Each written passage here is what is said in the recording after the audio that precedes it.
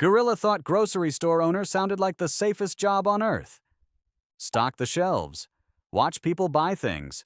Count money. Repeat. Gorilla pictured a shop glowing like a temple of bamboo, aisles overflowing, customers bowing slightly at the cash register. He imagined profit stacking itself while he sipped something warm and did absolutely nothing dramatic. Grocery stores don't crash. Grocery stores don't trend down. People need food. People will always need food. Gorilla signed the lease with the confidence of an animal who has never once read a spoilage report. Day 1. Shelves fully stocked, fresh produce glowing under the lights like tiny edible trophies.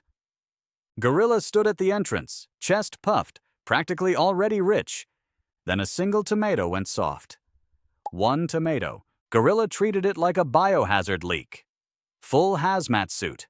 Rubber gloves up to the elbow. Tongs. A visible sweat. He held the tomato at arm's length like it might detonate.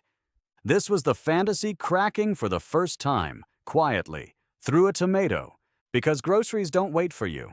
Groceries have a clock built into them, a clock counting down toward becoming garbage. Gorilla learned the terrifying truth fast.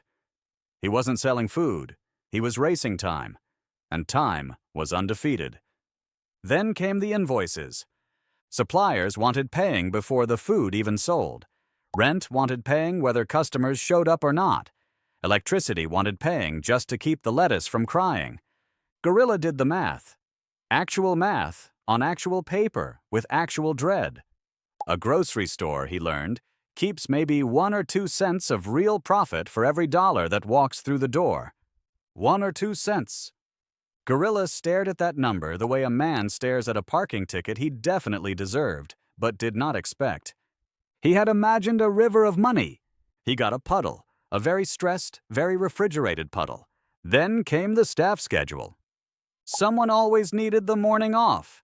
Someone always needed the evening off. Someone always needed both, on the same day, forever. Gorilla built a schedule so complicated it looked like a flight radar during a storm. Arrows, circles, a sticky note that just said, "Help."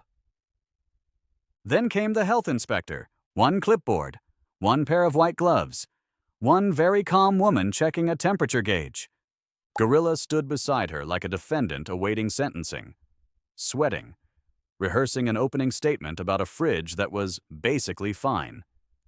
She wrote 1 line, said, "Looks good," and left. Gorilla sat down on a crate of onions like he'd survived a courtroom drama with no lawyer. Then came shrinkage. Not gorilla shrinking. The inventory shrinking. A little theft here. A little breakage there. A little, it fell off the truck everywhere. Gorilla started reviewing security footage like it was classified military intelligence. Freeze frame, zoom in, freeze frame again. All of that effort for 1 missing bag of rice. Somewhere a grown gorilla was interrogating a security camera about rice. This is where the chest beating started. Not the loud, proud, king of the jungle chest beating. The other kind, the quiet, overwhelmed, I need to release something before I combust kind. Every time a delivery was late, beat. Every time a fridge made a suspicious noise, beat. Every time a customer opened a yogurt in the aisle, tasted it, and put it back on the shelf, beat, beat, beat. Gorilla's chest became a stress drum with a full-time job. Meanwhile, the bamboo sat untouched on the counter. Gorilla used to enjoy bamboo, slow, calm, grounding, a whole ritual. Now he just stared at it between tasks, like it was a decoration from a life he used to have. He picked it up once, chewed once, and couldn't taste a single thing. His brain was somewhere in the walk-in freezer doing inventory. The freezer became its own character in this story. A cold, humming vault of frozen profit, frozen dreams, and 1 mysterious box nobody could identify. Gorilla stood in there sometimes just to feel something colder than his bank balance. Then came the customer who complained about the price of a single onion for 4 straight minutes. Gorilla nodded patiently, said, "I understand," and internally aged several years. Then came competition. A giant chain store opened 2 blocks away with brighter lights, louder discounts, and a mascot who did not have Gorilla's problems. Gorilla watched customers walk past his shop like his shelves were invisible. He lowered prices. Margins shrank further. His 1 or 2 cents became more like half a cent, wearing a tiny raincoat, hiding from the wind. Somewhere in the chaos, Gorilla began obsessing over expiry dates, like a detective solving a case nobody assigned him. He checked dates on everything. Milk, bread, his own patience. He built, without meaning to, an actual leaning tower out of returned, expired, and please don't ask questions products stacked behind the counter. A precarious tower of shame, wobbling every time the door opened. One day it collapsed directly onto him mid-sigh.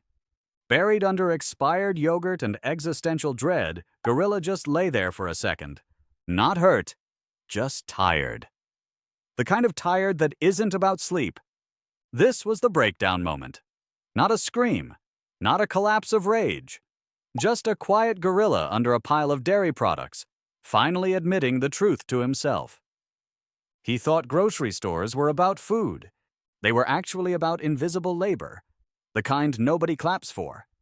Nobody thanks the person who kept the milk cold. Nobody thanks the person who caught the shrinkage. Nobody thanks the person doing math at midnight so shelves look effortless at 9 in the morning. People just want food to be there, fresh, cheap, instant. Like it grew there naturally, with no gorilla behind the curtain sweating over spreadsheets. That's when Gorilla realized something bigger than groceries. This wasn't really about a store. This was about how modern life treats effort. Invisible until it fails. Ignored until the shelf is empty. Only noticed on the one day something goes wrong. Gorilla wasn't running a grocery store. He was running an invisible economy of exhaustion, dressed up as fresh produce and friendly lighting. Slowly, Gorilla stopped fighting it. He stopped expecting applause for things people were never going to notice. He started measuring success differently, not in river-sized profits, in small, quiet wins. A shelf that didn't need to be thrown out. A day without a fridge malfunction. One full breath before the next delivery truck showed up. He picked the bamboo back up. Actually tasted it this time. Slowly. On purpose. Small. Grounded. Enough. Outside, the tower of expired yogurt had been cleaned up.